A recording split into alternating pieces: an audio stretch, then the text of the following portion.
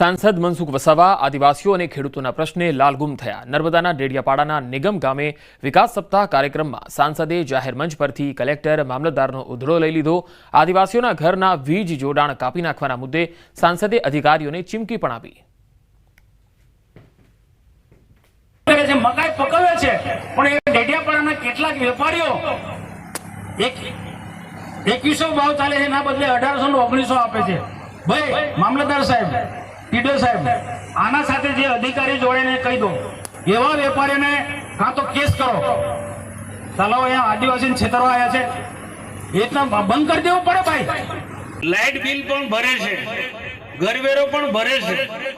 15-20 વર્ષથી કોઈને કઈ દેખાયું ના ને હમણાં 10 દિવસ નોટિસ આપવાનું ચાલુ કર્યું છે।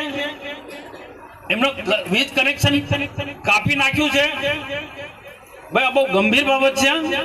પછી અધિકારીઓ એમ ના કે એમ મનસુખ એમને તતડાવે છે। જે બી હોય તો અમારો સંપર્ક કરો ભાઈ મામલતદાર સાહેબ। આ બધું નહીં ચાલે।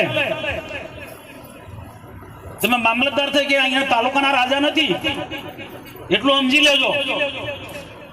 કોઈ ગરીબ લોકોને રંજાડવાનું એક કોઈ સંજોગોમાં ના ચલવી લે। કલેક્ટરને પણ કહી દો કોઈ પણ પ્રોજેક્ટ અહીંયા લાવતા પહેલા અમારી સાથે પરામર્શ કરે। કલેક્ટર કઈ એનો રાજા નથી ભાઈ। અમને શા માટે તમે છંછેડો છો? અમે વિકાસમાં માનીએ છીએ, તમારા પણ સહકારની જરૂર છે। એક હાથે તાળી નથી પડતી। વિકાસ કરવો હોય તો પદાધિકારી અને અધિકારીઓ બધે સાથે મળીને, પણ ગરીબ જનતાની આદિવાસીને રંજાડવાનું ના હોય ને। કાયદો ભલે હોય પણ કાયદામાંથી પણ વ્યવહારિક રસ્તો કાઢવો પડે કે ના કાઢવો પડે।